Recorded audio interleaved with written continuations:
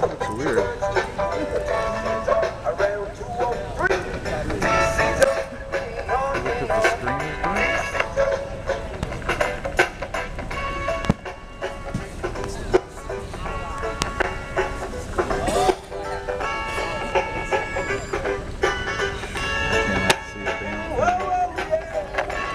DC Smokin' 2014.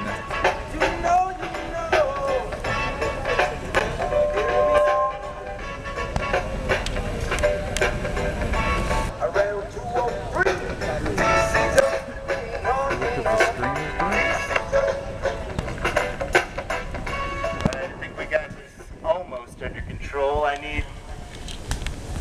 need just a second here.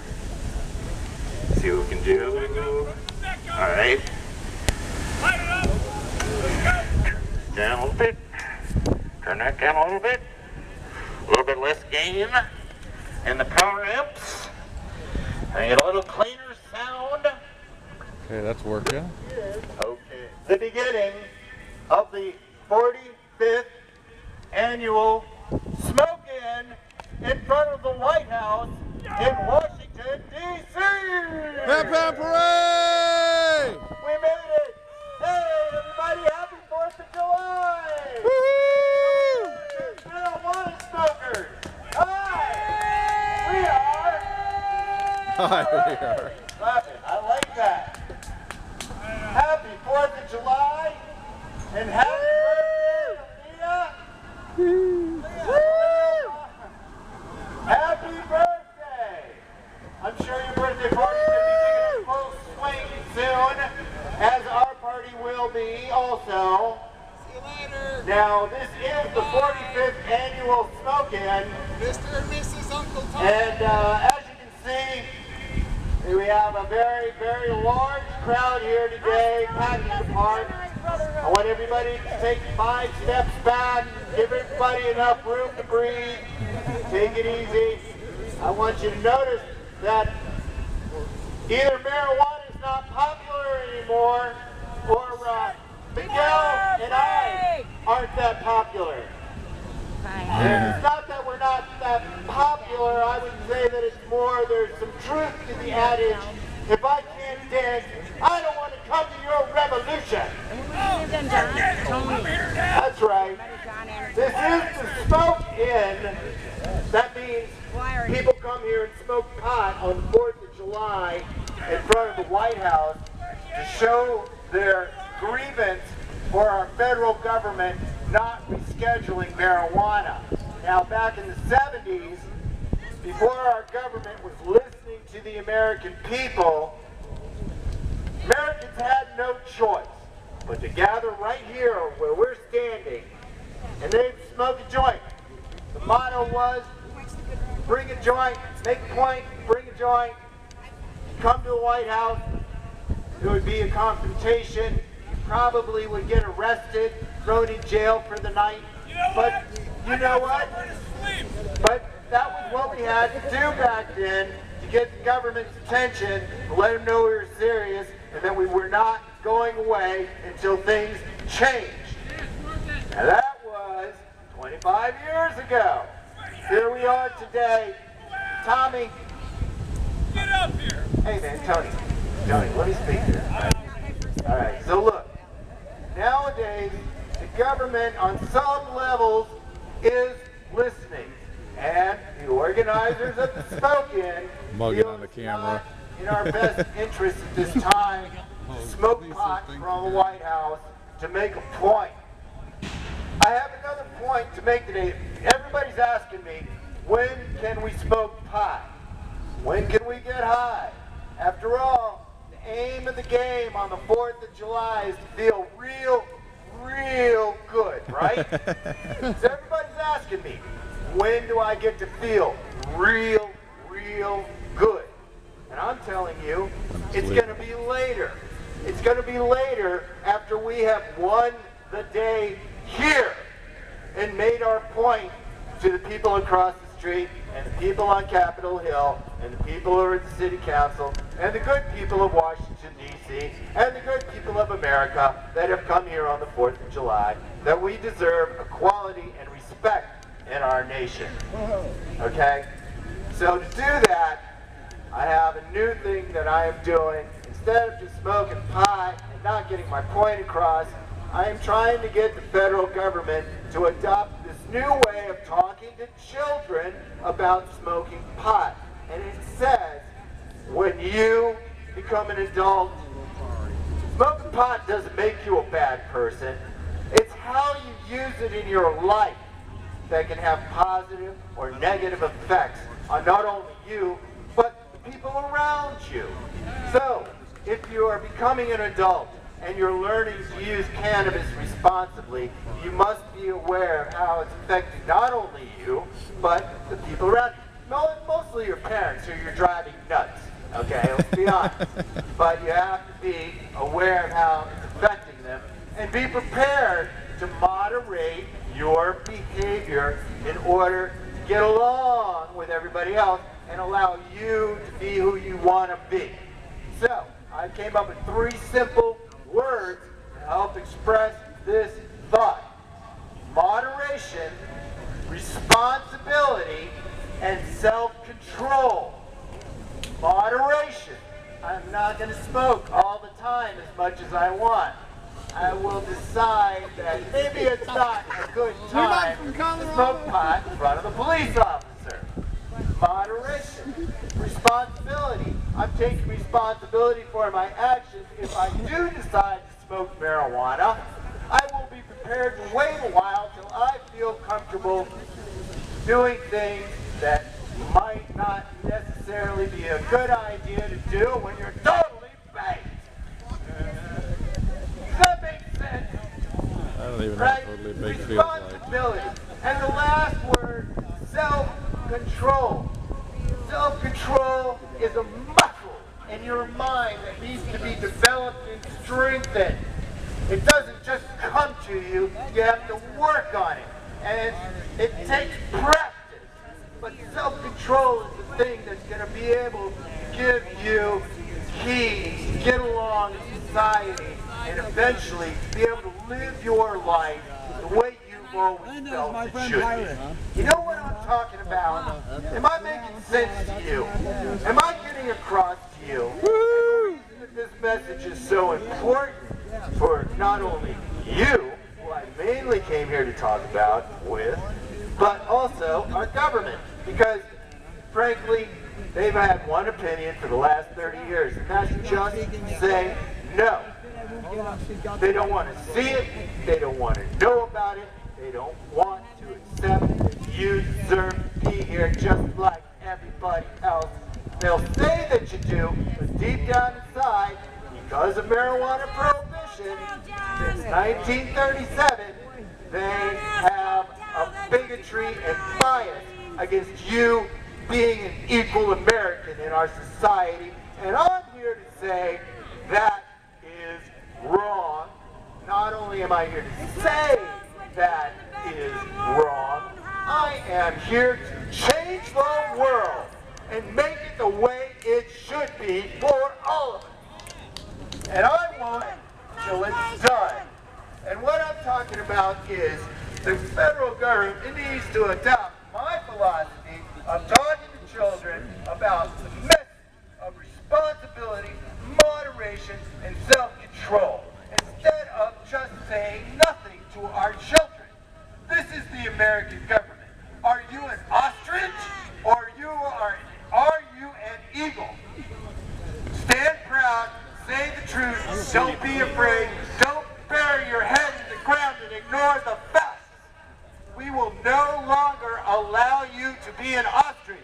You are an eagle, you are our American symbol of freedom, and we expect you to have leadership. Exercise your right. All right, so, you know, Exercise your right. well, I'm going to talk about, me personally, is this thing called the social experiment on legalizing marijuana in the United States today.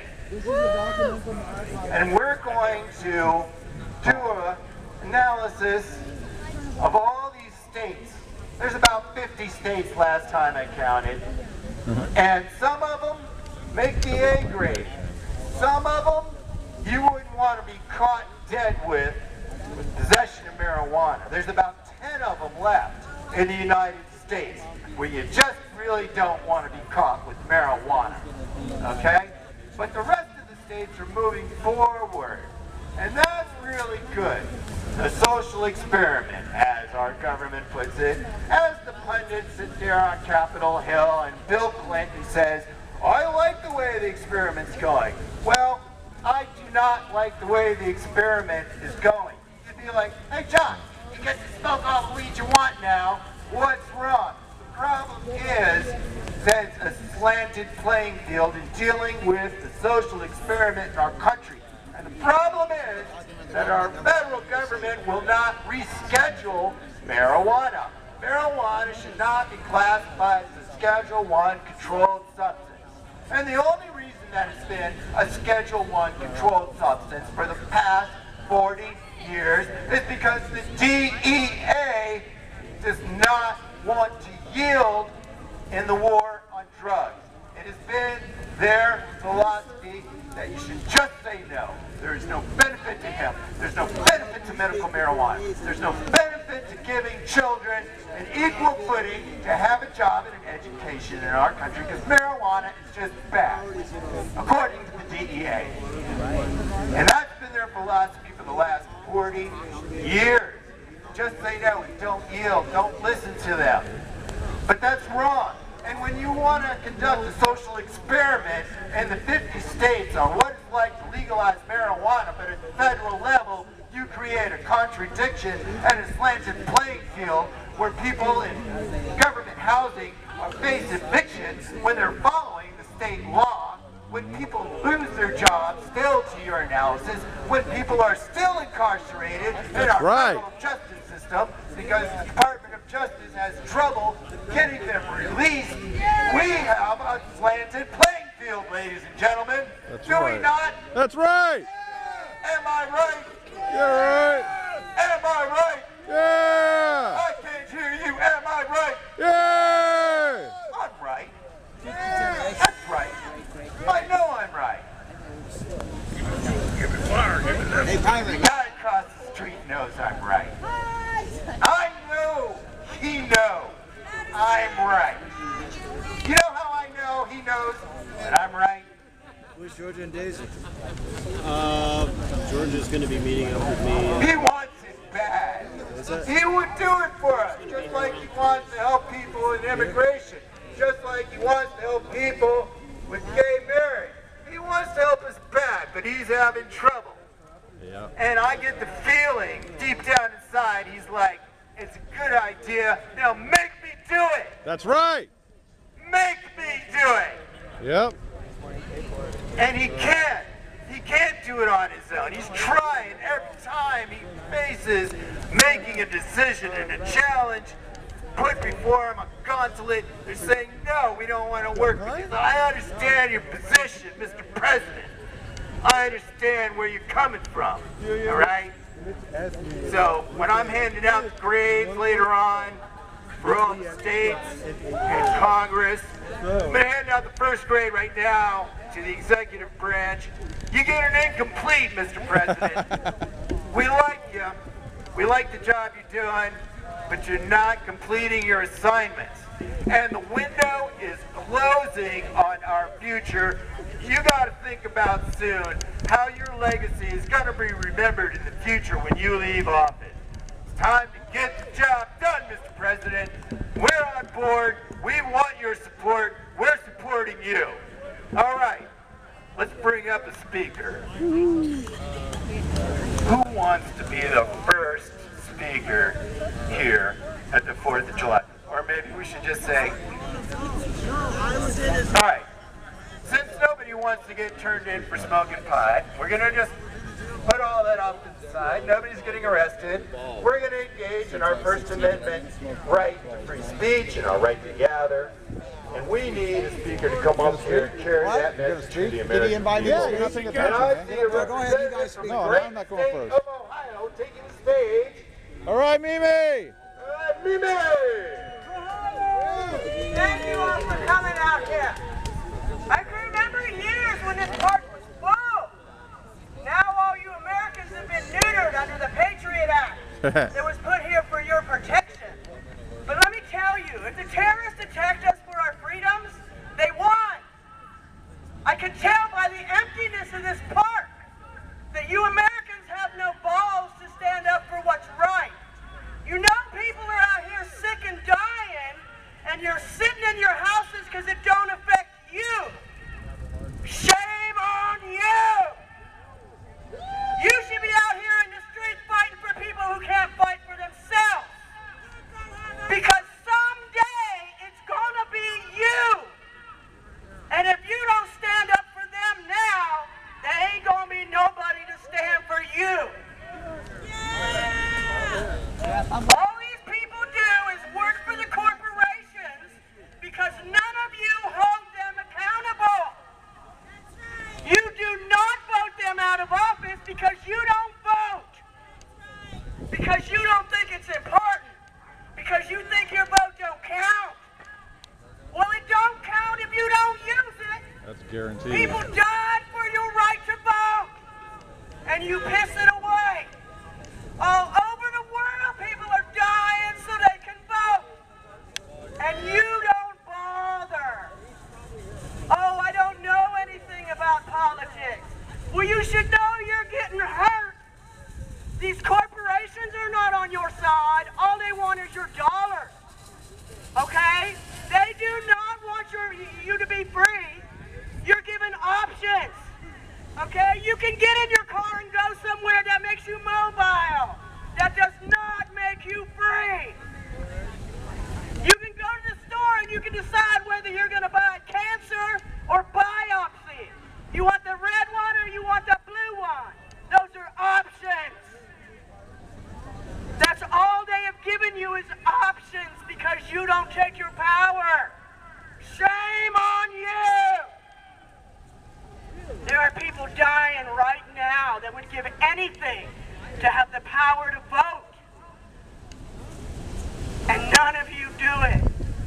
It makes me ashamed to say that I'm an American when we can't even get 30% of the electoral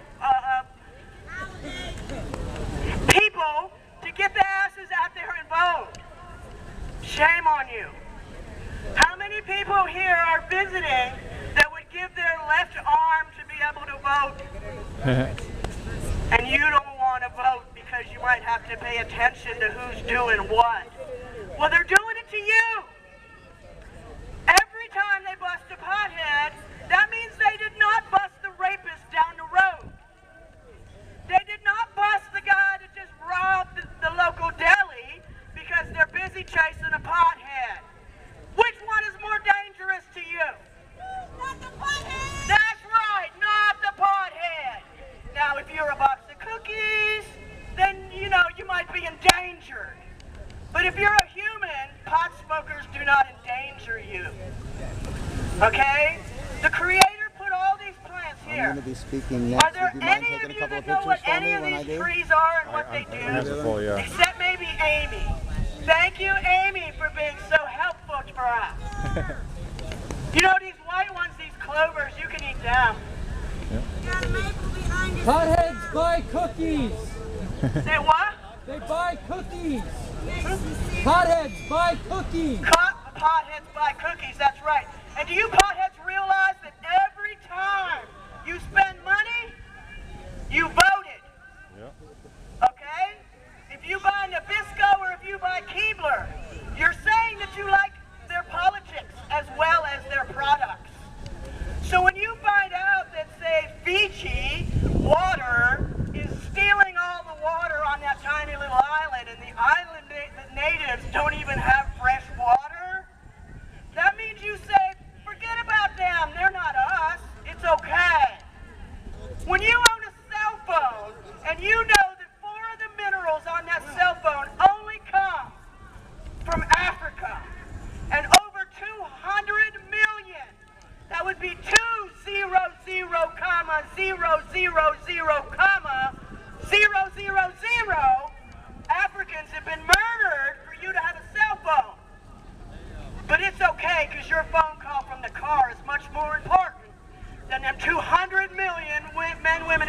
and breathing. I don't know, man. Just depends on when we get back in here.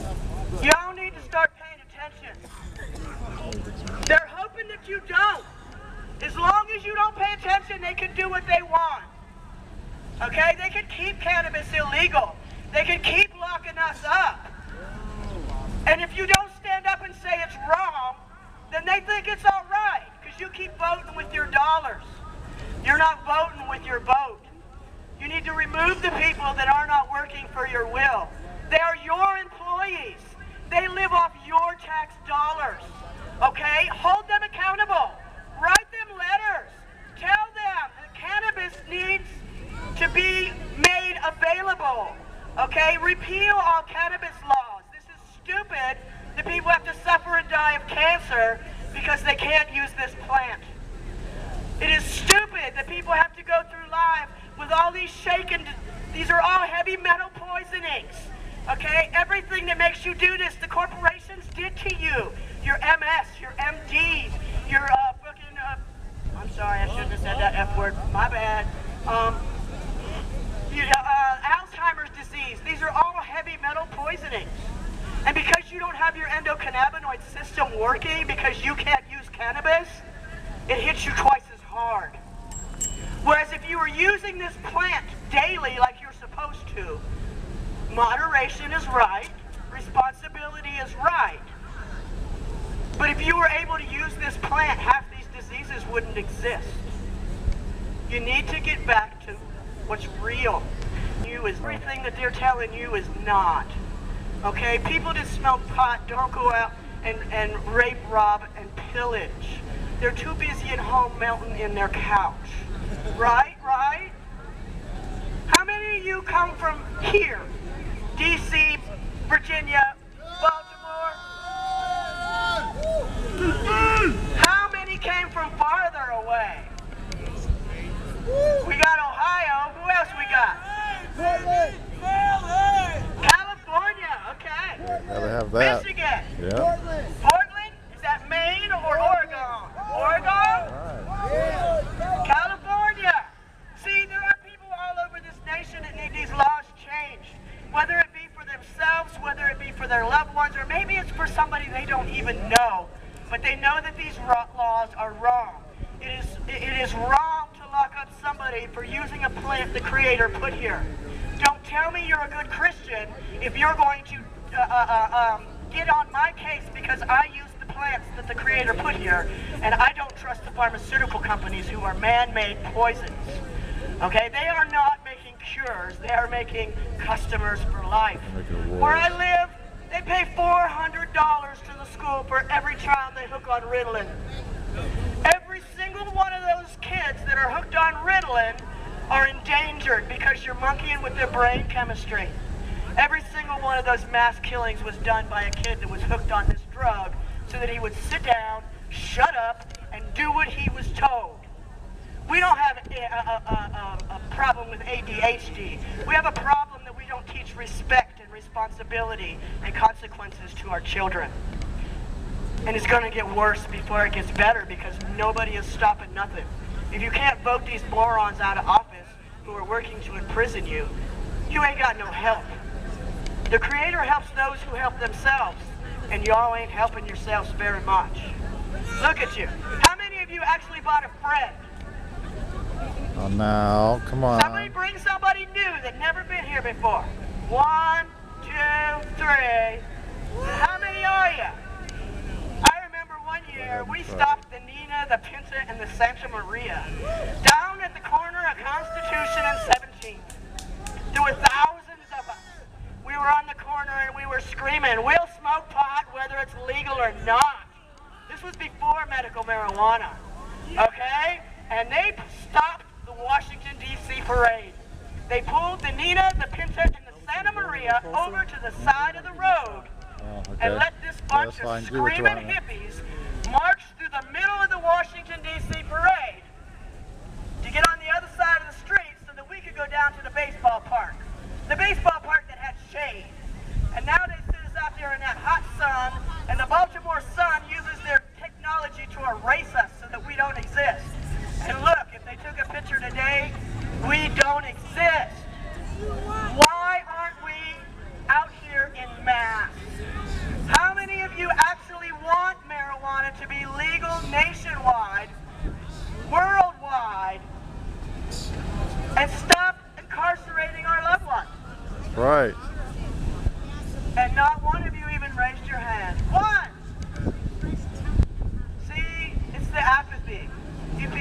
even care. This is a shame. You're supposed to be up here yelling, screaming, and carrying on so that those people across the street know why you're here. I'm ashamed of you. Thanks, Mimi! Hello, Washington, D.C. Hello, the patients of Washington, D.C. Hello, the people that use marijuana, whether it's recreation, legalization, or medicalization.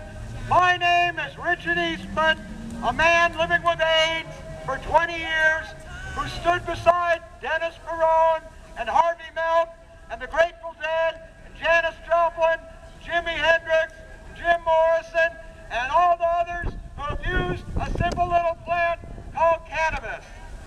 20 years ago, they told me I had a few months to live.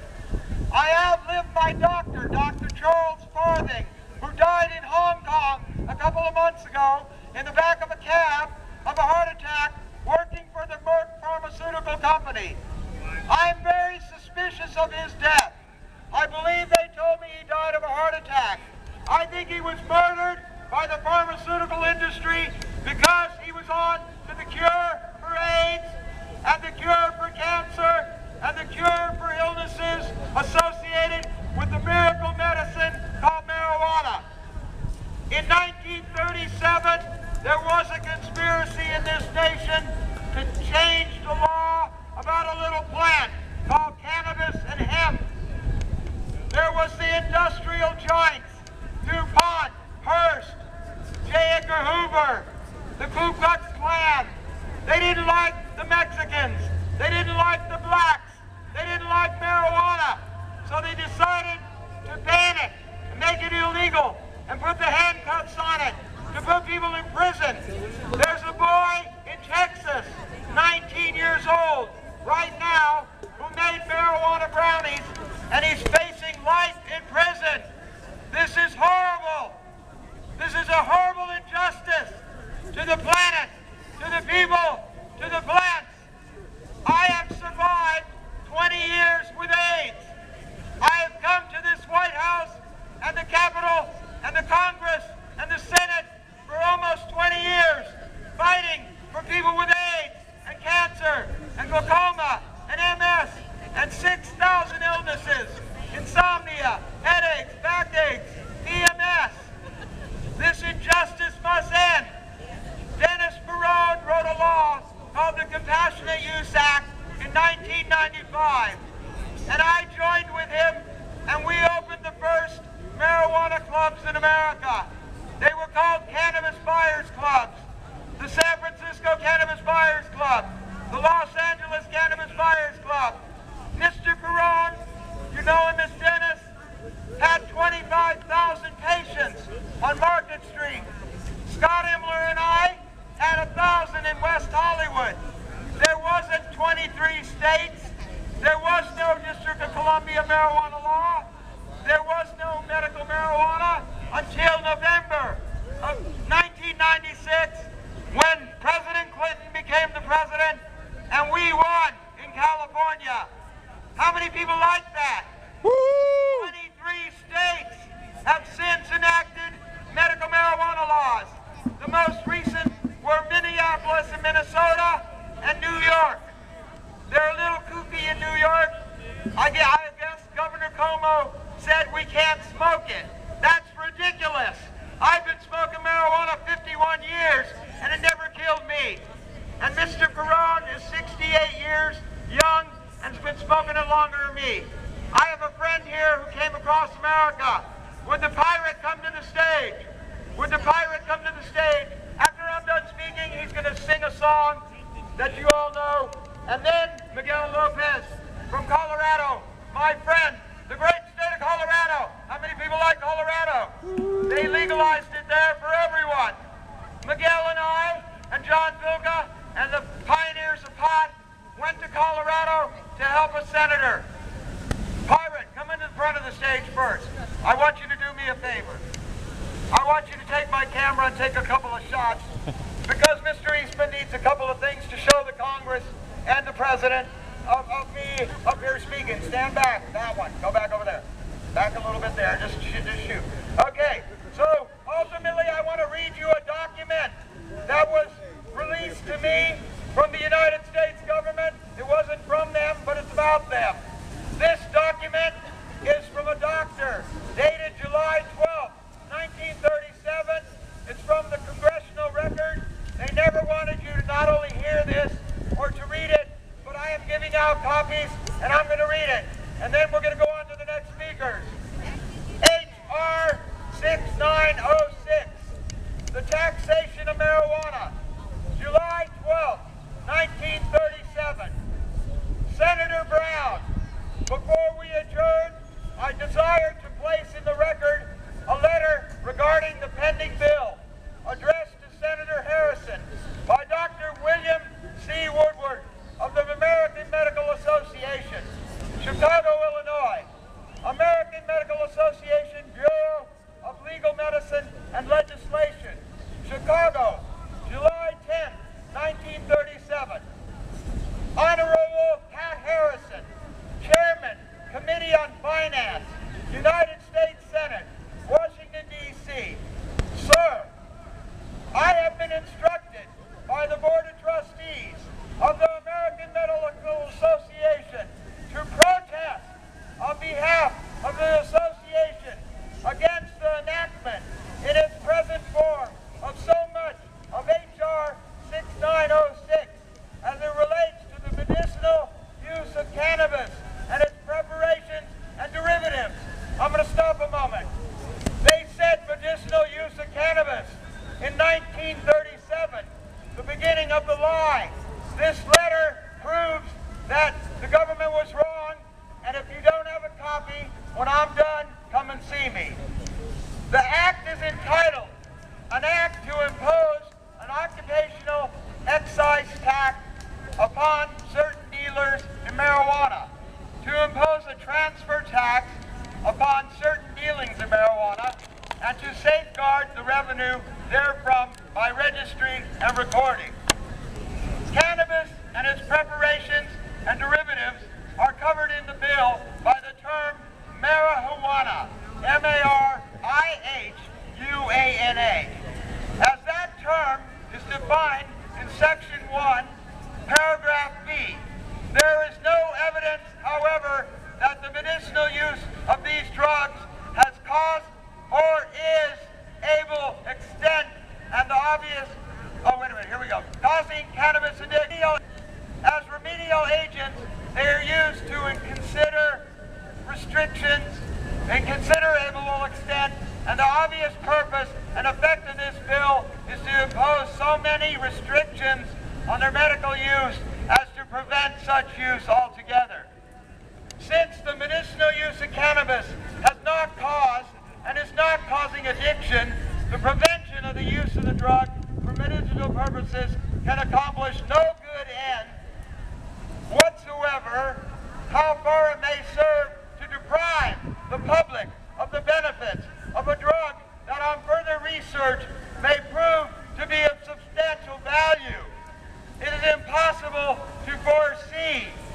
The American Medical Association has no objection to any reasonable regulation of the medicinal use of cannabis and its preparations and derivatives.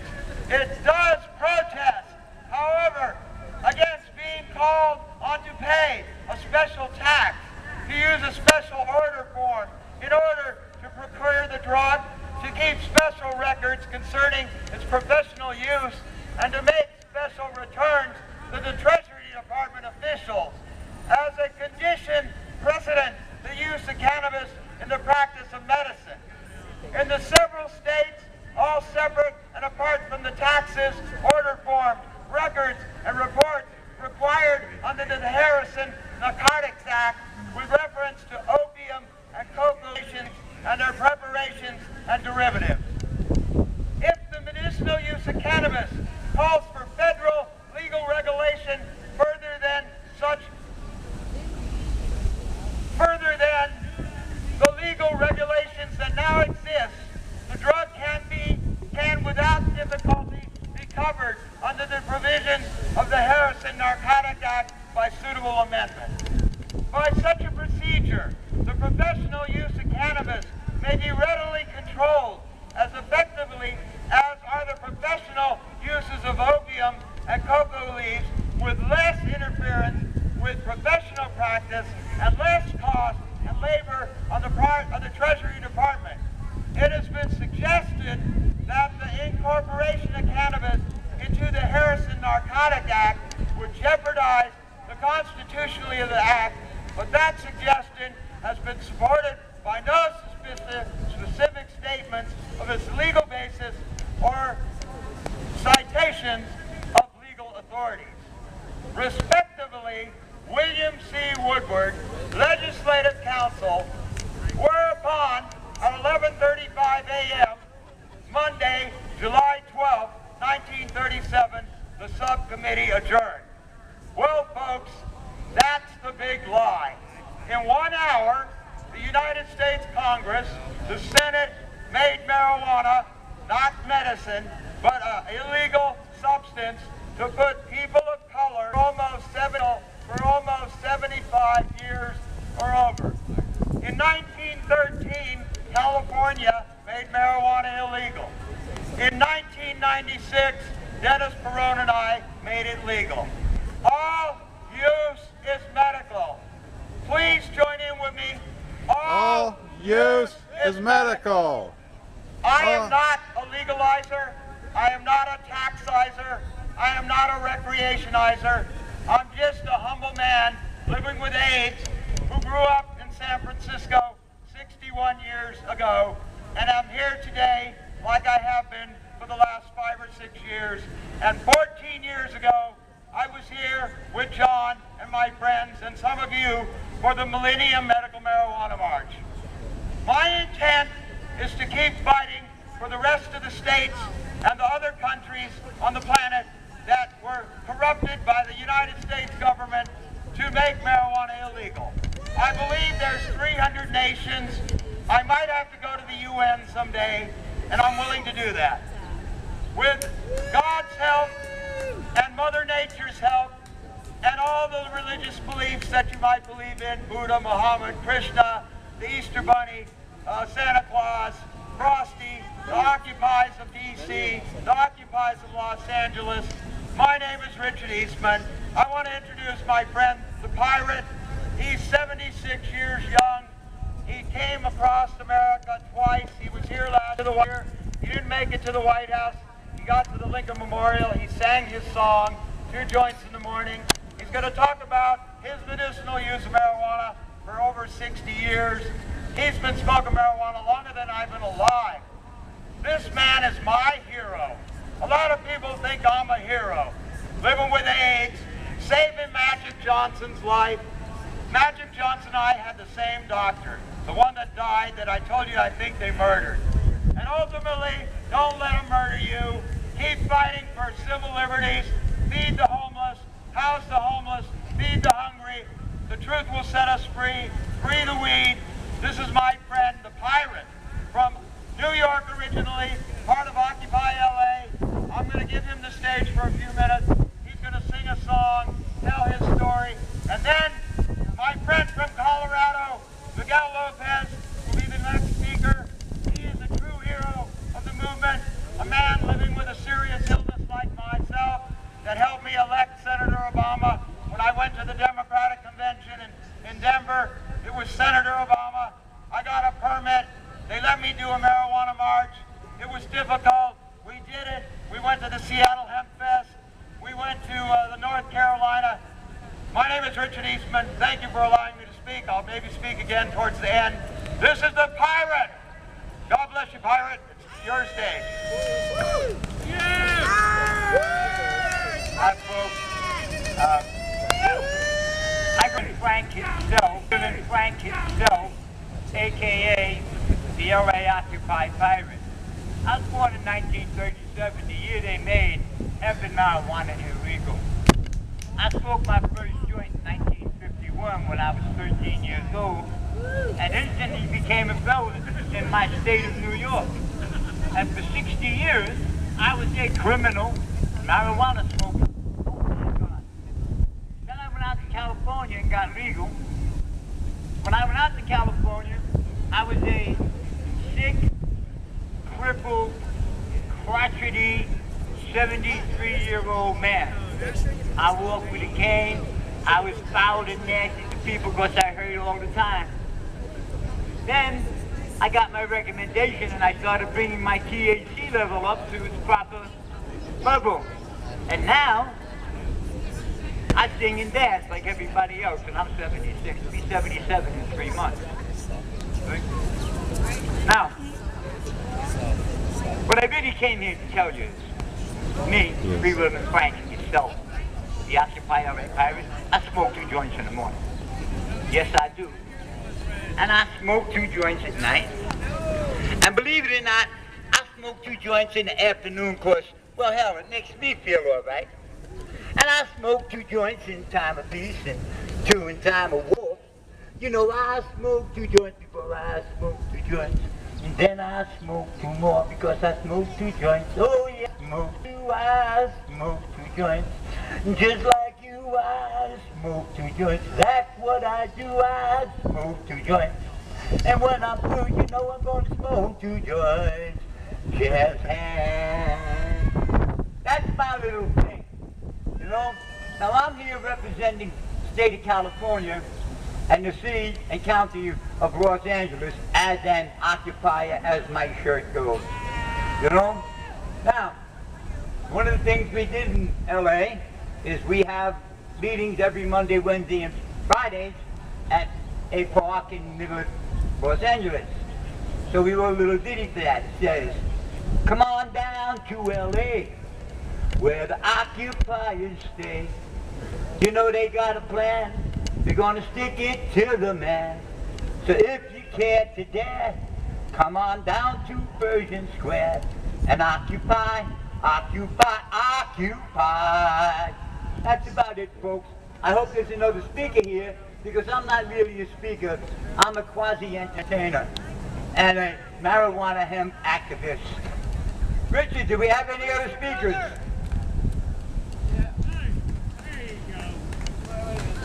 Thank you. Pleasure being here. Hold on.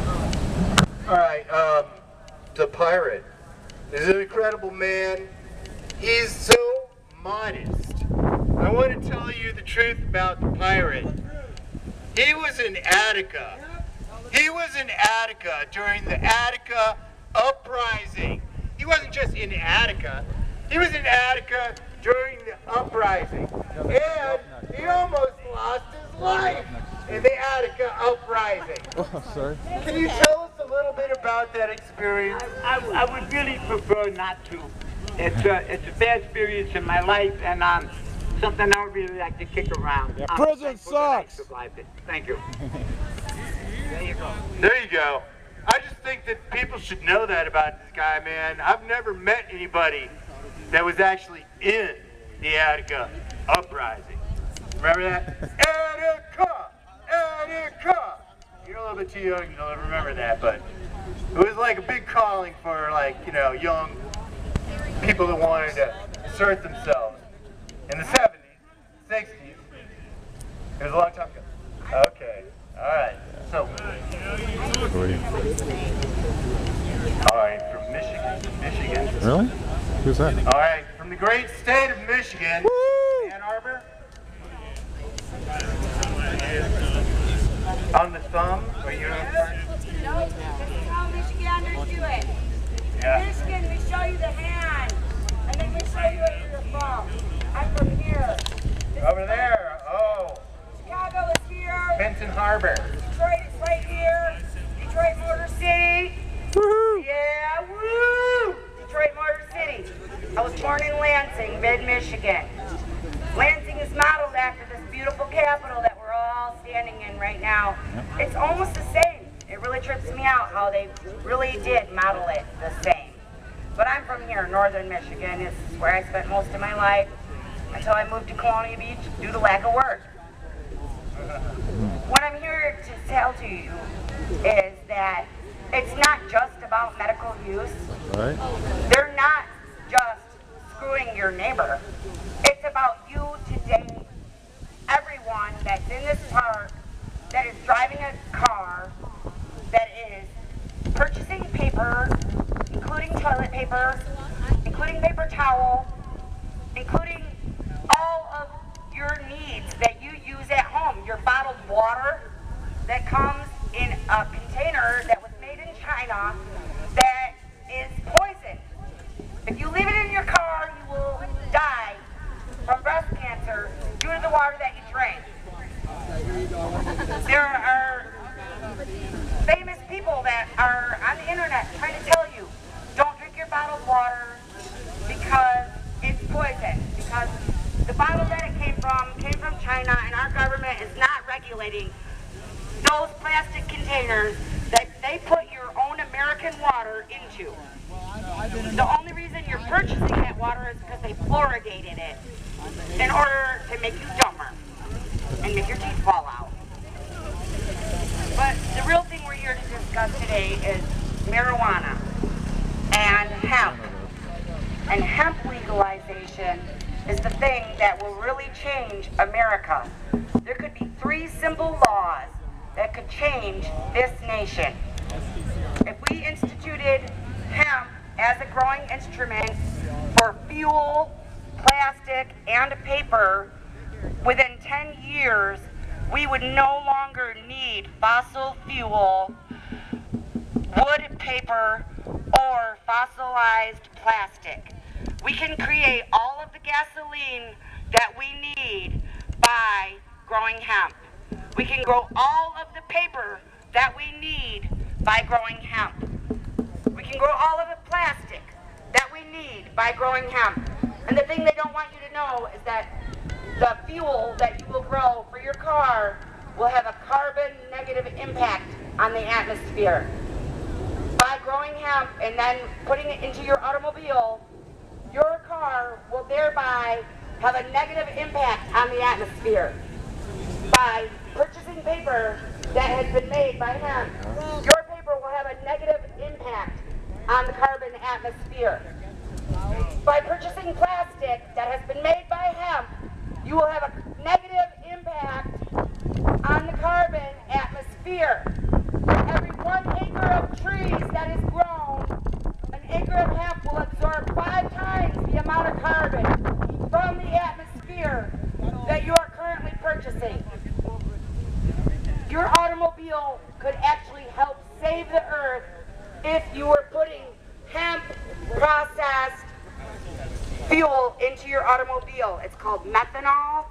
It's the same process that they use to create corn fuel, but it's made with hemp. That is why in the 30s, before they changed the laws and created the Hemp Tax Act, I can understand. most of the gasoline was created by You're one of the few people that ever wrote me. including hemp. Even though I didn't want people to write me. You had to do it. Adam Brooks sent me a card too. By that same law, everyone that owned more than 1 acre had to plant an acre of hemp. Most important thing was that I was remembered, that people would use me as a point of protest. In Detroit, they used me as a point of protest.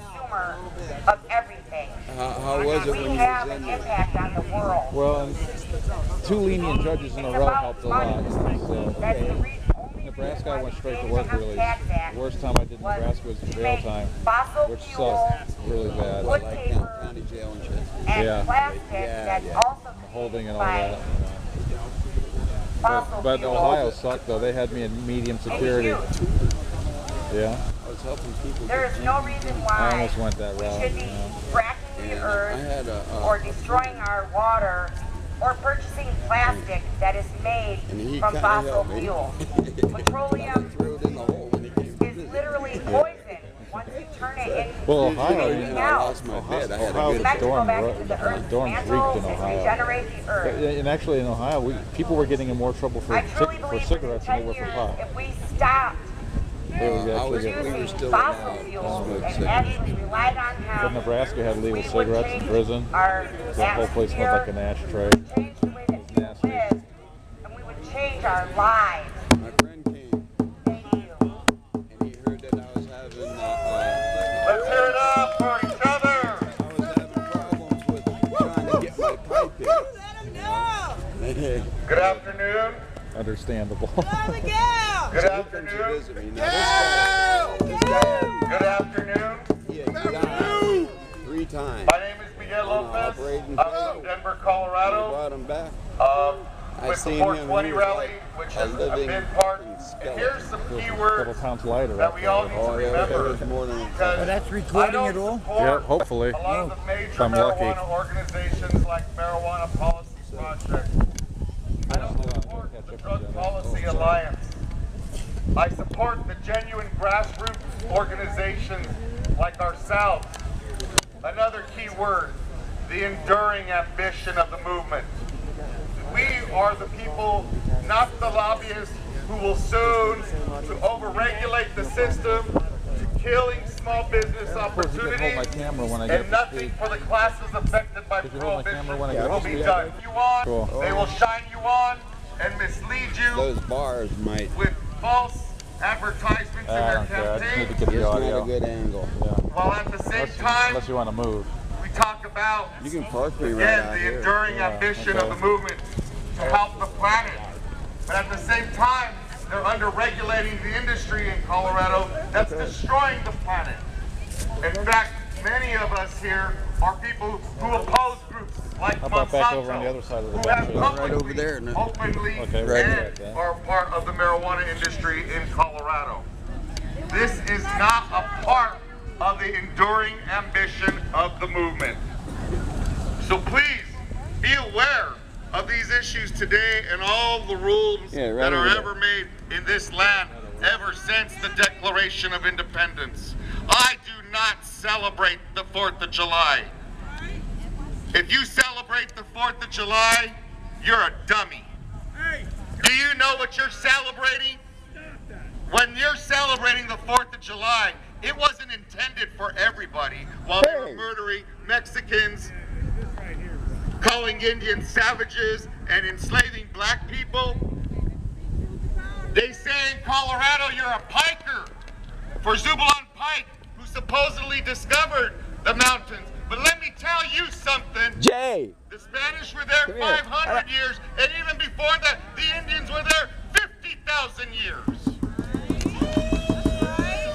And all people celebrate. What do you natural do? things How do you like operate this thing? Just keep pointing it. As long as the little red light's flashing, it's recording. If it stops doing that, they'll get my attention. Oh, this is just a recorder? Or do you take, you can take and pictures? create tax revenue. Nothing more. And it was religion and slavery. Yeah. But just keep it pointed and keep it on. So So as we go about this day, still calling it the 4th of July, remember that the roots of this country were not intended for everybody. So please be careful on the groups that you support, because we want to build an inclusive community, even for people who don't like marijuana.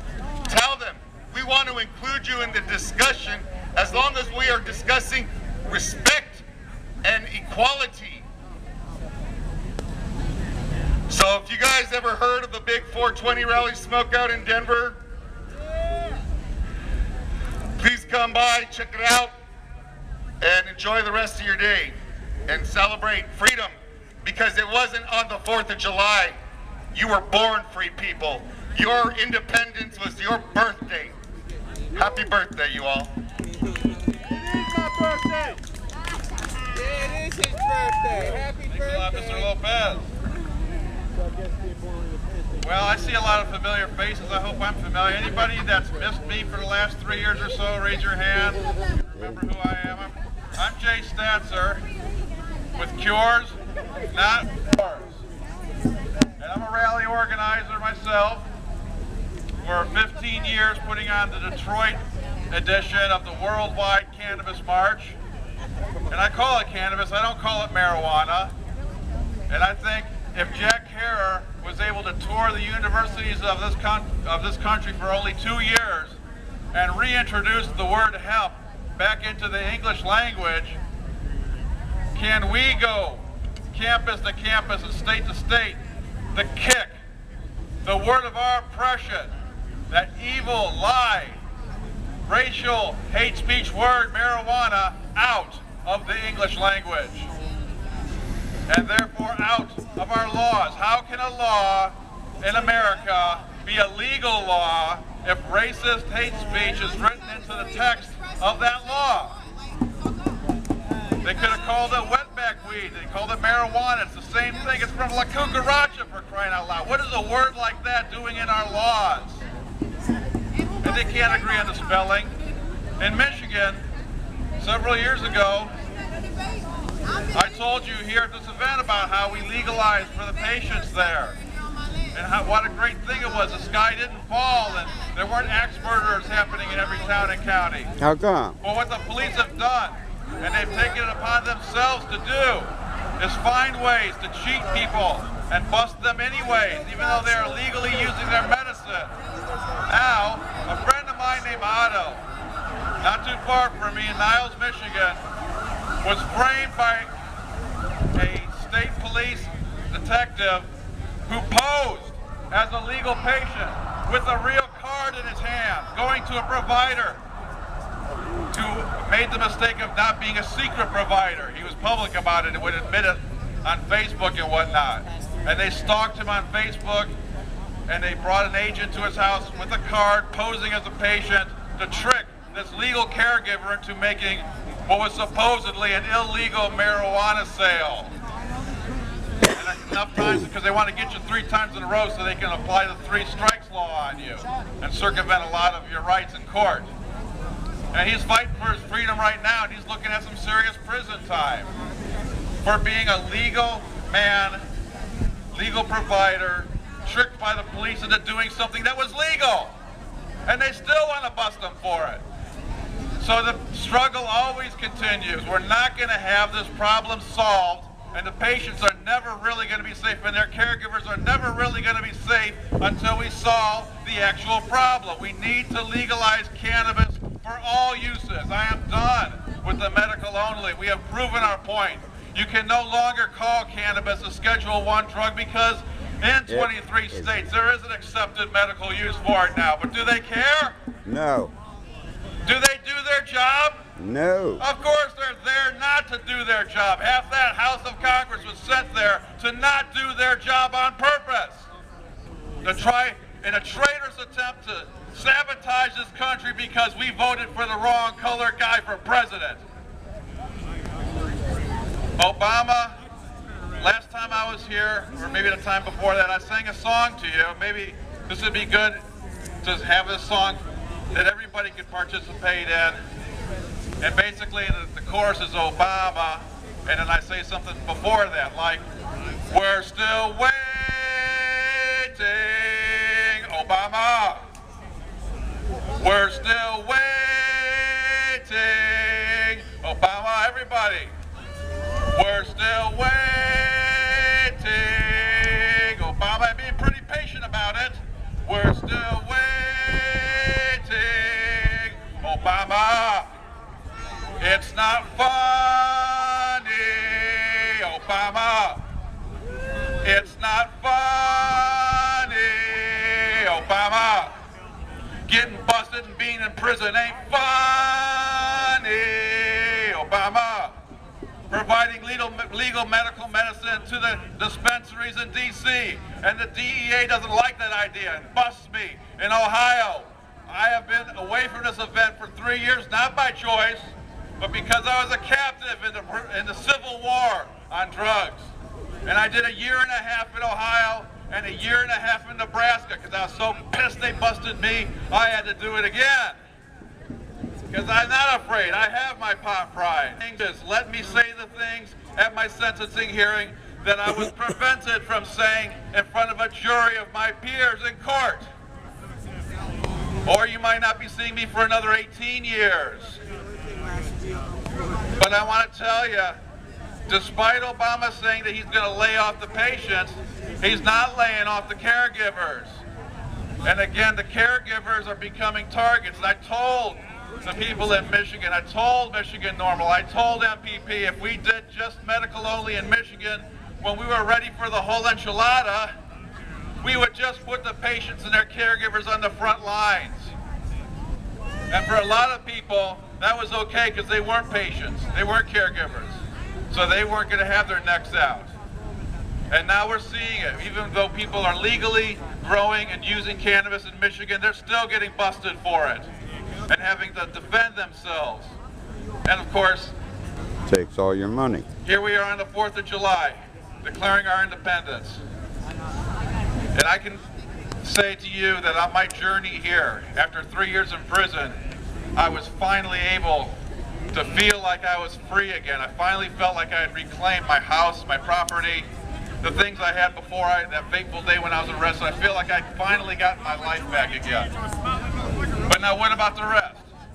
You know, I could have stayed in Michigan. I could have been a legal dispensary in Michigan, made some bank on it. But I said, no, those guys in Washington, D.C., they have their freedom, but they don't have the weed. And if you don't have to it, do you really have a right to it? And I was going to help open up the first dispensary here. Dana Beal, who can't be here today, opened up the first city-protected dispensary in American history. Dana Beal isn't like me because Dana Beal's not free and clear yet. He's still on paper. And he has to have stupid restrictions that say that you can't be at a First Amendment demonstration because you're on paper.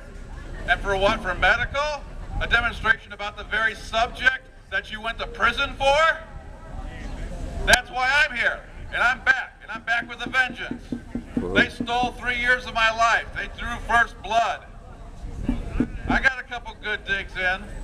I got a nice event in Detroit that went on without me, and I heard from the prison on an AM radio in the yard my event in Detroit going on that first Saturday of May. And I gotta tell you, there's nothing prouder. And as an activist leader, you got two jobs. You gotta make it as safe, fun, and easy as possible for the average Joe to participate in the movement. Today you're voting. I voted with my dollars because I spent a lot of money to get here. And I'll vote with my dollars here at the donation booth at the free concert. But right now, it can't get any easier than this. You're voting with your butt, basically. You're being here. You're not afraid to be here. Because too many people I know, it hurt me when I heard that Mimi line about, you know, did you bring a friend? I tried hard as hell, as I do every year, to bring a friend to every event. And the range of excuses, it's ridiculous. I mean, if you care about this event on a national level, you have to be at the DC Smoke-In. And you have to respect the history behind it, that for 45 years we have been protesting. Nobody, for any issue in American history, has ever put on a consecutive annual protest event over any other issue. It's us. We have that. We're the Guinness Book winners. And we will not quit. We will not go away.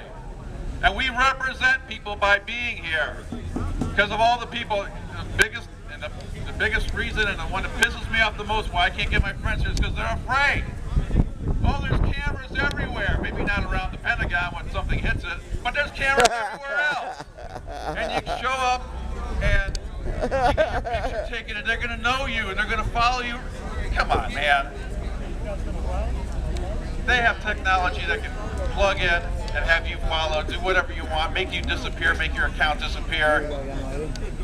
If you can't rise above the fear, then why don't you go to your local prison and just check yourself in? There you go. Make a self so that I don't have to go.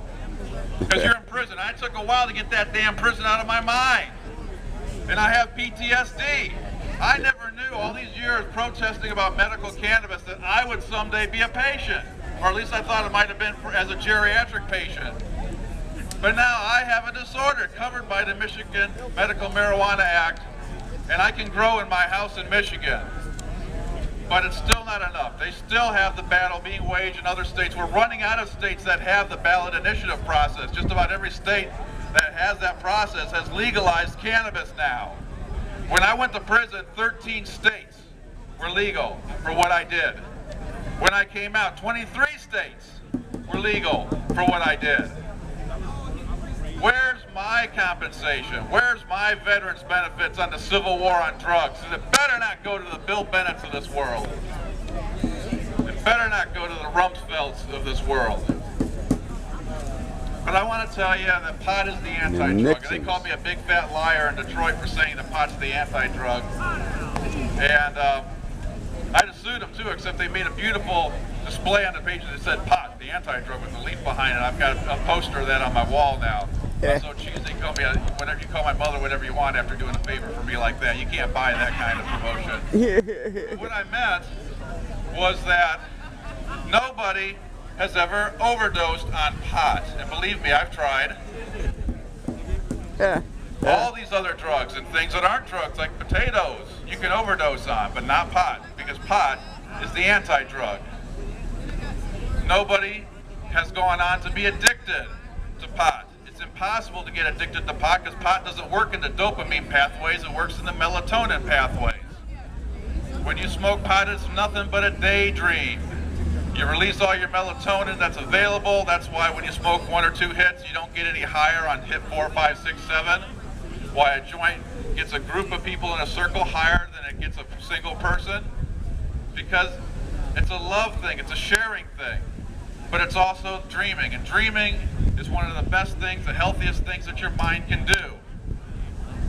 So pot is not only not addictive, pot is also anti-addictive.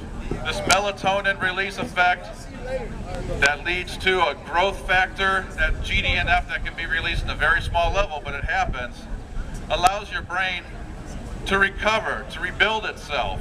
When you have an addiction like heroin, your brain is so damaged in the cellular level that you can't produce your own dopamine anymore, and you have to rely on the external supply of dopamine because the part of your neurons that produces the dopamine and spits it out between the synapses has wilted away, atrophied, because you've been injecting the alternative source. And that doesn't happen with endocannabinoids. The natural cannabinoids your brain produces, if you smoke pot, you still produce those endocannabinoids. You just use them more efficiently. But now, melatonin is made of tryptamine. You know, like tryptophan with a turkey dinner, how tryptophan gives you that kind of sleepy kind of feeling. You can take a short little nap. So you can think of that as like a string of maybe, 10, 20 tryptamines together that produces melatonin, which is what your brain releases again when you smoke your first couple hits of pot. Now, there used to be a drug, probably still is, called DMT, and that was what they call, you went up real high, you went into a waking dream experience for a few hours, and you came down again real fast. It wasn't like LSD at all, but it was this really intense dream-like experience, what we call a waking dream experience. So that would be like maybe 1,000 tryptamine molecules strung together. Now, if you can imagine tens of thousands of tryptamine molecules strung together, something that would be powerful enough to have you in REM sleep for 24 hours straight before you have your cycle of deep sleep. That's what ibogaine is. And what we found out about ibogaine, which is also not an addictive drug, is that when you have your REM for that long, it resets your brain. It's like hitting a reboot on your computer. It washes the junk chemistry away from the synapses of your brain. It re-sprouts because of the GDNF cellular level brain cell growth factor to where your dopamine is produced again by your brain. You're able to do that again for yourself rather than have the artificially injected heroin to replace the dopamine. You're making your own again because you've been repaired. This is not a maintenance drug. This is an antidote to addiction. So through this conversation, I'm telling you, the antidote to addiction is a sister substance with cannabis. And I know that myself and probably lots of other people could raise their hand and testify that they kicked cigarettes or alcohol or harder drugs with nothing more than God's good ganja. Pot is the anti-drug because pot is not addictive. Pot is the anti-drug because pot is anti-addictive. Pot is also the anti-drug because it is non-pollution producing. Drunks break their bottles all over the place. You can get a flat tire. They'll mess up a porta potty at a festival. Our beaches look like ashtrays with the cigarette butts where a 3-year-old can eat 2 cigarette butts and end up in the hospital. But cannabis users, they save their seeds. They save their roaches. They will save the stems and make paper like I do sometimes. But we are the very model of the environmentalist. We're not part of their pollution culture and their death culture. Likewise, pot is the anti-drug because it doesn't require any precursor chemicals to make. You don't need to use gasoline. You don't need to use heavy stuff that has the cops coming into the place in hazmat suits. You don't see them wearing hazmat suits when they go and do a smash and grab on somebody's grow operation. So pot, again, is not a pollution-causing product on the using level and on the production level. Pot is the anti-drug. There's no CIA involvement in pot. They like the hard drugs because because you're addicted, you'll pay whatever the pusher man tells you to pay. Where with pot, you can say, hey, I'll just grow my own, screw you. So they smell the money and they go in and they have a major operation left behind dealing drugs in every place where our military has had a major war operation. And so the Afghan heroin connection is back and stronger than ever, and that's why Cures Not Wars is going to start an ibogaine clinic in Afghanistan. We're going to, see, this is the thing too about DC smoking. If you want to be on the front lines of the war on drugs, you don't get much more front lines of the war on drugs than in front of the White House and the executive suite. And when we march, we're going to hoop it up. We're going to let them know we're here, that we're high, and we're used to it, so get used to it.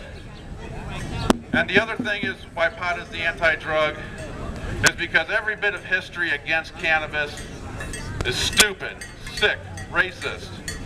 This word that they tricked us all into using, this marijuana word, you know, call it cannabis, call it medical herb, or call it hemp, so that nobody gets confused, because when you use that M word, everybody gets confused. And if you're in a debate with somebody, the person not using racist hate speech has a better chance of prevailing in that debate. But the true history of cannabis goes back as far as history goes. The oldest relic is a piece of hemp fabric found in China. So obviously, cannabis was not made illegal because of its horrible history of damage to human society. We know that, for instance, during the Dark Ages, the Catholic Church invented cannabis prohibition. That's right, I'll say it again, the Catholic Church invented cannabis prohibition and led to a biblical, and I would say biblically predicted, disaster in Europe because of it.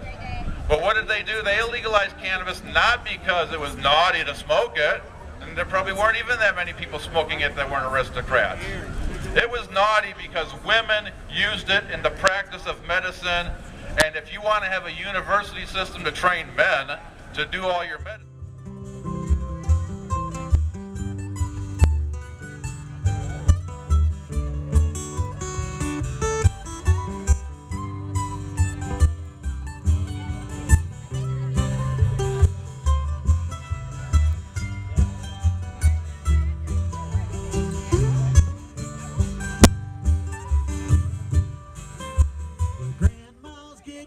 Grandpa's gone, just smoked a little bit of marijuana.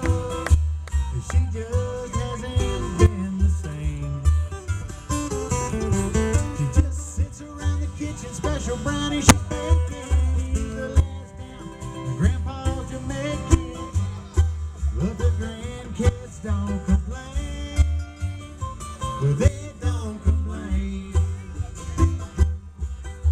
But just my grandma stumbled in. She saw him smoking on that bowl.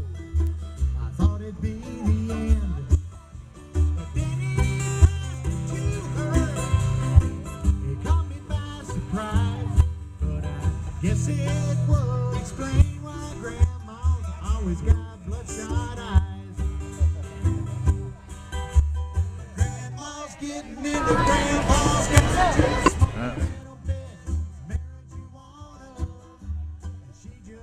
And I've been in the room with two presidents, one that smoked pot and one that claimed he didn't.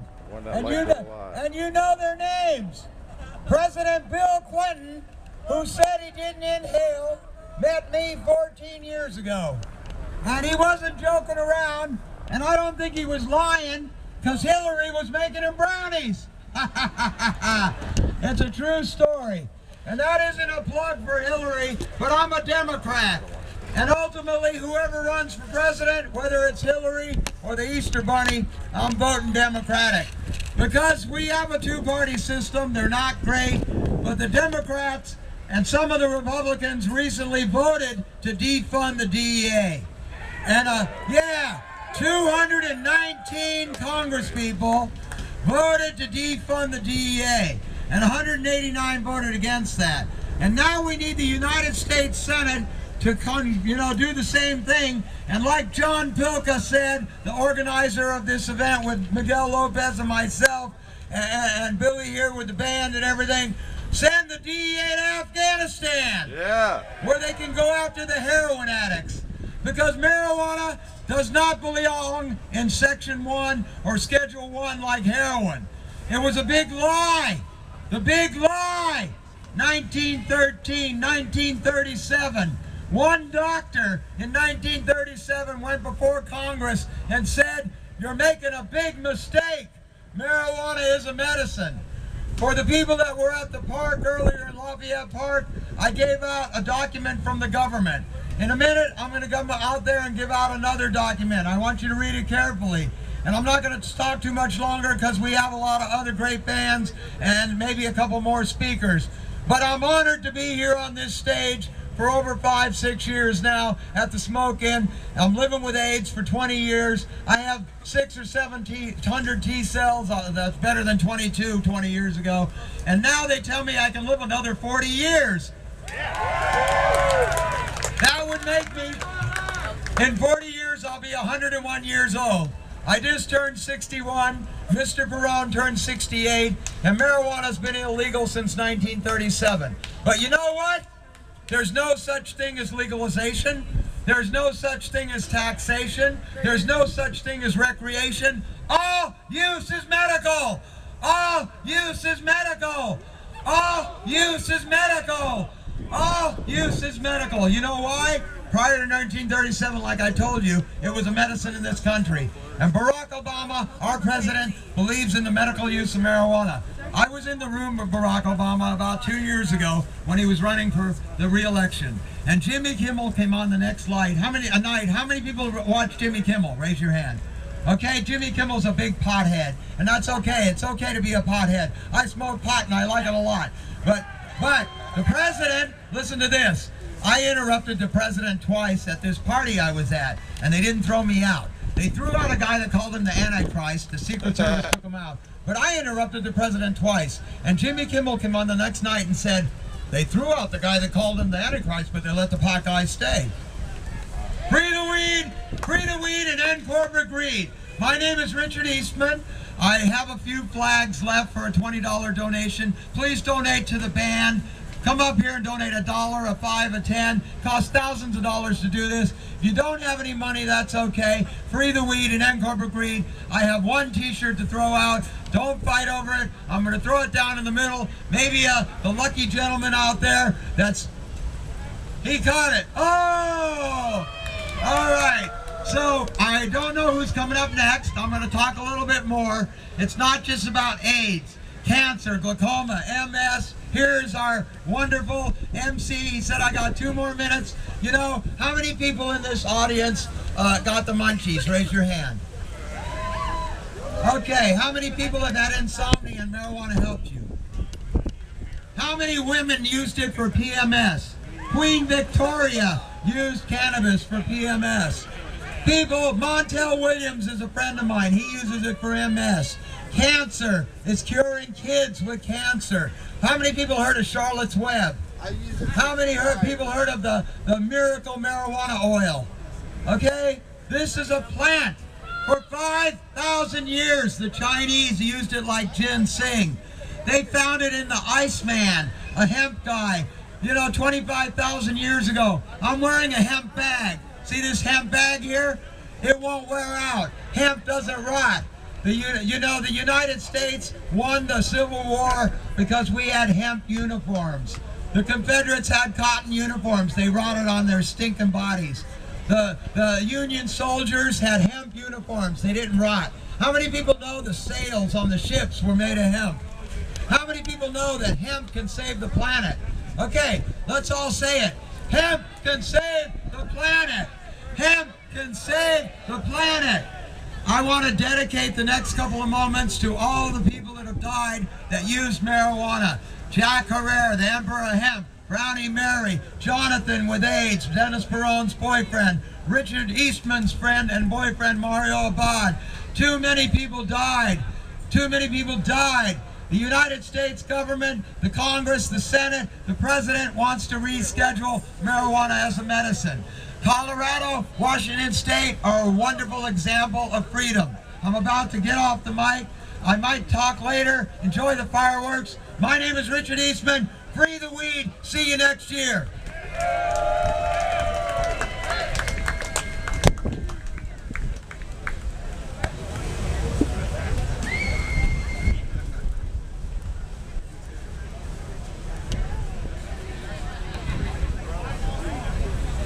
By the way, don't be fooled by the Libertarian Party. They claim they're for us. They're just trying to drag voters away and convert them to Reaganites.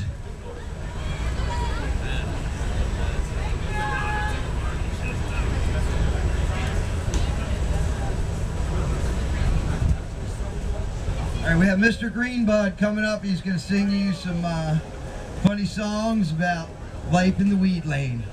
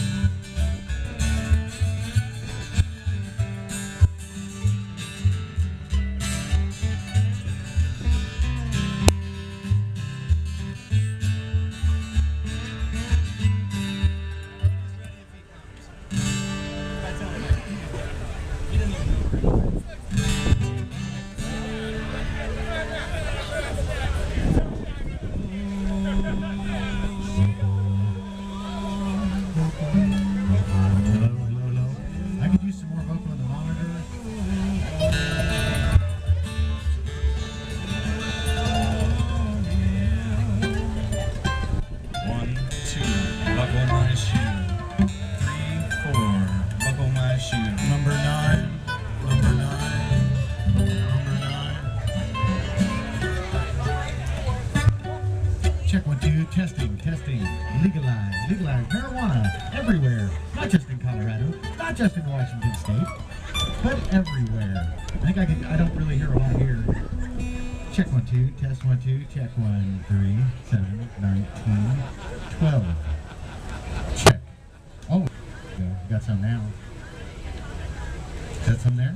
Check 1 2.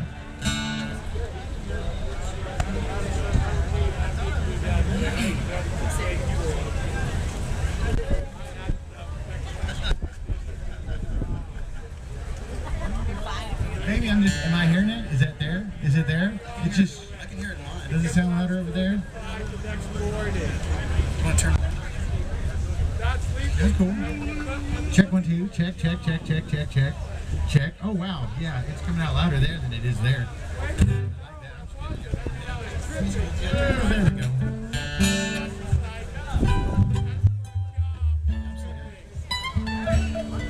Good all day. Happy 4th of July, everybody.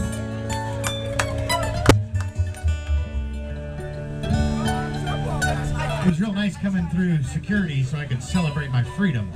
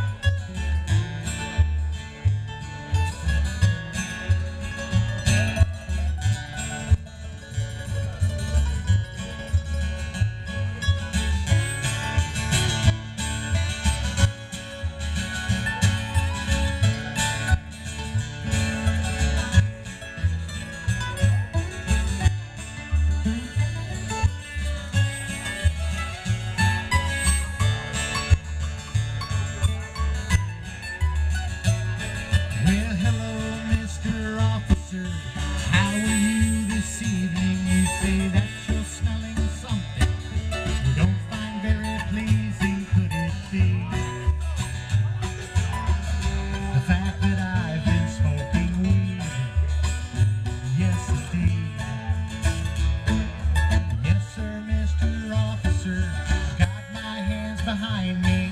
Don't use any more pepper spray. That last shot was blinding, I can see. And it's really hard to breathe. I'm in custody.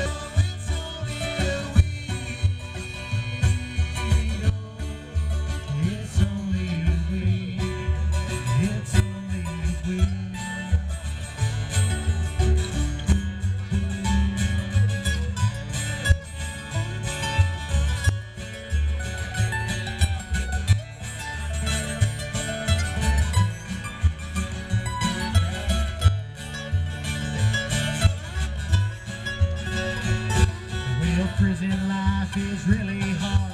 When they let us in the yard, there's a man named Bubba looking out for me. And he said that I'm pretty cute, but I feel like I'm being used. There's just got to be a better way, 'cause I'm not gay. Not that there's anything wrong with that. Hey, future employer man, there's something I must tell you. When you run all my numbers, you're gonna find a record I did time. Having marijuana is a crime. I wish they'd have an open mind. It's not a crime. Sing it with me.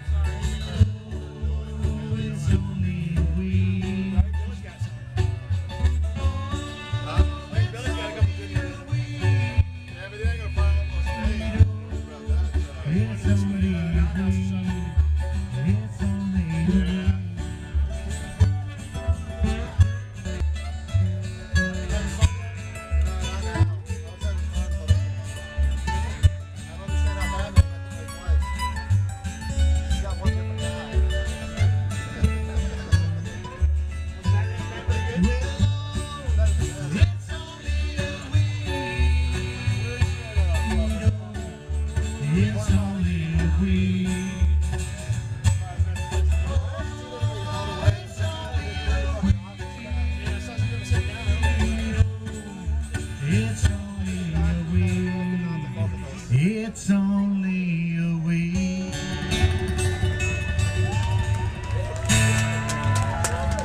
It's only a week, man. I'm glad all you guys came out today to help support the legalization, the re-legalization of marijuana here in the United States. It's coming, slowly but surely it is coming. We have states that have already legalized recreational and medicinal marijuana. Colorado, I've been out there twice, and it's awesome to be able to walk into a store and buy legal marijuana with no repercussions.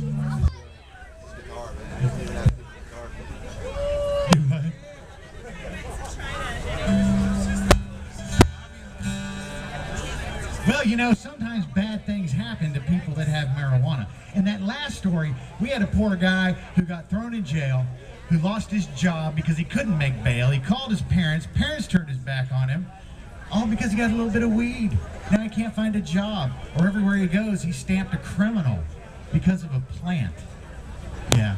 Okay. You taping it here? Yeah, I'm taping. But even worse than the law, there's the time when you're with someone who doesn't appreciate your marijuana smoking. And that can be a bad thing as well. No, I got the radio band, except we didn't get the bass working until like 10 minutes. That's what I've got a problem, I don't know what to do. Every time I smoke weed, my girl comes unglued. She gets her granny panties all up in a wad. If I fire up a bowl of really good hot, I don't want to offend her little delicate nose. But I need a buzz, and that's just how it goes. Well, she's got a problem, and I want to get stoned. I start contemplating living alone, 'cause I just want to get high. It's what I really want. I just want to get high. I like to smoke a lot of cans. She doesn't realize.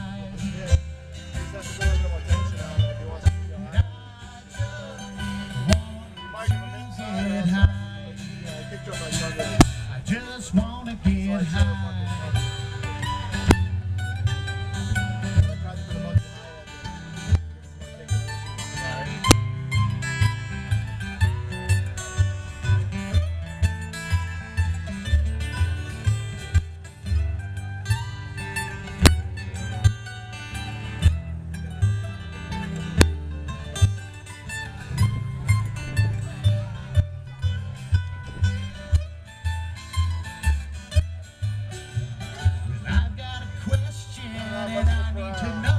May sound kind of funny, but here I go. How did I end up with a girl that doesn't like to get baked? It's like putting dill pickles on your birthday cake. I guess it's time for me to make a choice. Do I quit smoking weed or just put up with her noise? A little bit of bitching keeps me alone, and I can handle anything as long as I'm stoned. 'Cause I just get high. How about you guys? You want to get high? I just want to get high. I like to smoke a lot of gasoline. She doesn't realize. She really don't know. But I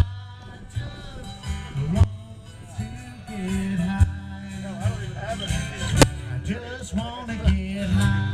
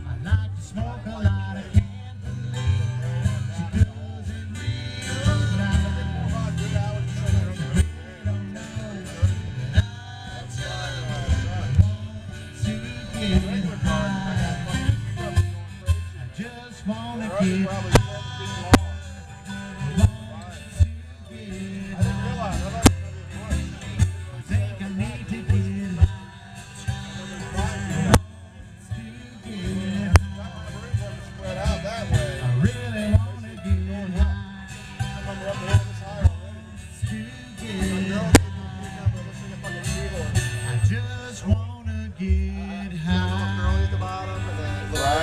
Oh, you know what can make that happen is some trellis. Yeah. starts growing between the trellis and the turn. I really do. I mean, seriously, if you've got some, because, man, they told me, you're going to D.C., there's going to be security everywhere, you don't want to carry anything with you, and I'm like, believed them. So this is actually one of the first places I've ever played where I'm not just stoned out of my gourd. So that means that I should remember all the lyrics tonight, because normally I don't. That's just the way it is, man. So good everybody's out here today supporting this much-needed cause. Remember, there is a donation bucket right here that helps fund this this event. It's not free. We have to pay for permits, stage, sound, lighting, you know, the event coordinators, marijuana. You know, there's a lot of stuff that goes into to putting off an event this size. Well, that's the way things are going to be. This is actually a new song. It's never been, I don't think it's ever been played out. Maybe it did be. And they learned it last night, so it should provide for some extra entertainment. We are. Legalization, decriminalization. Well, we all.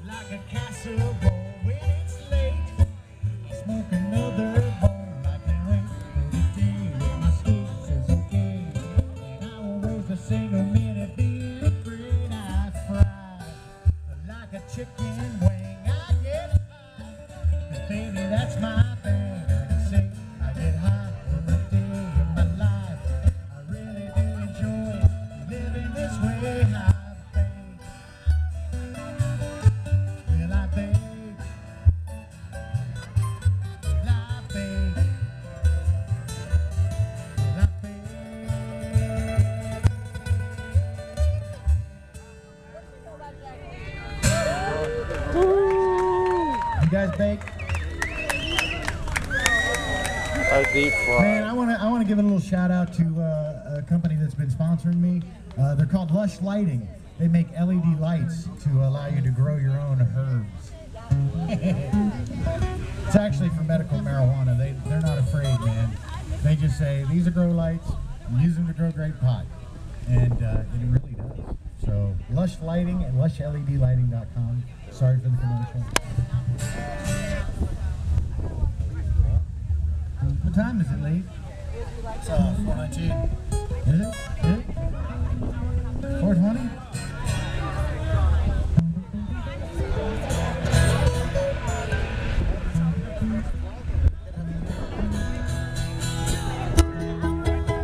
Well, if you watch the clock to smoke your pot, then you should know you're not alone. And if your grass is like molasses, hydro-grown, that gets you stoned. If you're counting the hours and watching the minutes, let me pack me a bowl or fill me a bomb. It only comes twice a day, but I don't care. Well, it's 4:20 somewhere.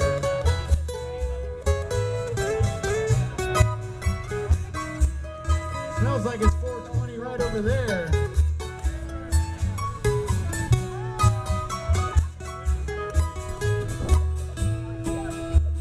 This smoke break is gonna make my afternoon when I get high. And even if it's my last bud, I'll smoke it up and it'll be alright. I've been sitting here waiting for what seems like a year. My Jamaican connection said he'd meet me here. If the phone's for me, tell him he better be on his way. And he can roll me something fat and long, or pack me a bowl, or fill me a bomb. It only comes twice a day, but I don't care. Well, it's 4:20 somewhere. Well, I spent all my cash, replenished my stash, but it's only 1:45. At a moment like this, I can't help but wonder, what would Willie do? He'd say, fire that thing up, Chief. And roll me something fat and long, pack me a bowl, fill me a bomb. It only comes twice a day, but I don't care. I said to roll me something fat and long, pack me a bowl, fill me a bomb. It only comes twice a day, but I don't care. Well, I don't care. Well, it's 4:20 somewhere.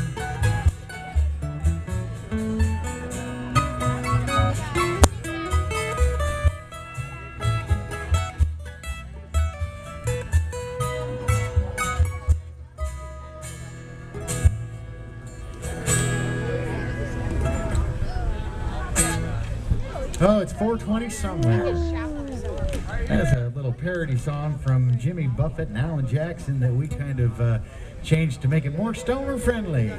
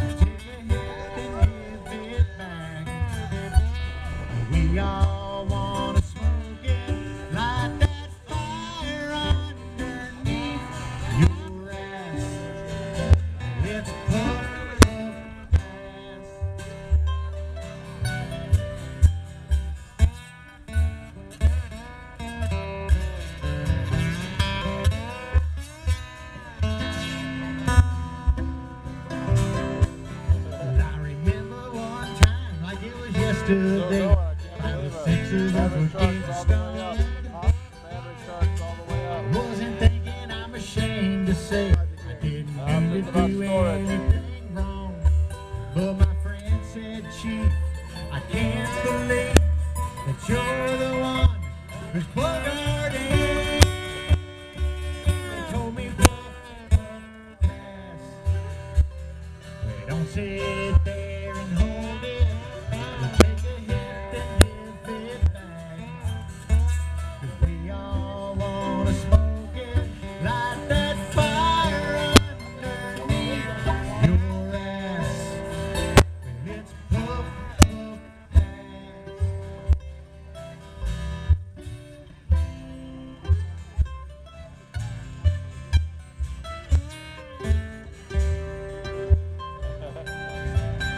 It's puff, puff, pass. They don't sit there and hold it. We'll take a hit and give it back. 'Cause we all wanna smoke it, light that fire underneath your ass. 'Cause I'm tired of you smoking all my grass. Well, it's puff, puff, pass. Puff, puff, pass.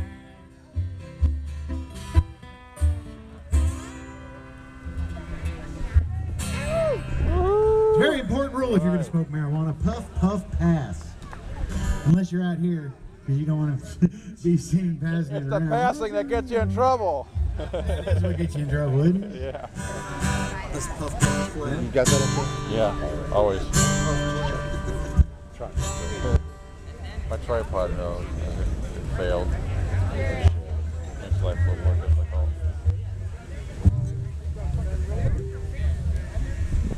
Kind of hoping this is the last band. Song goes out to all the grandmas in the crowd today. Grandma's getting into grandpa's ganja. Smoke a little bit of marijuana. She just hasn't been the same. She just sits around the kitchen, special brownies she's baking. He's the last ounce. Grandma's a making, but the grandkids don't complain. They don't complain. When I was just a kid, well, I'd visit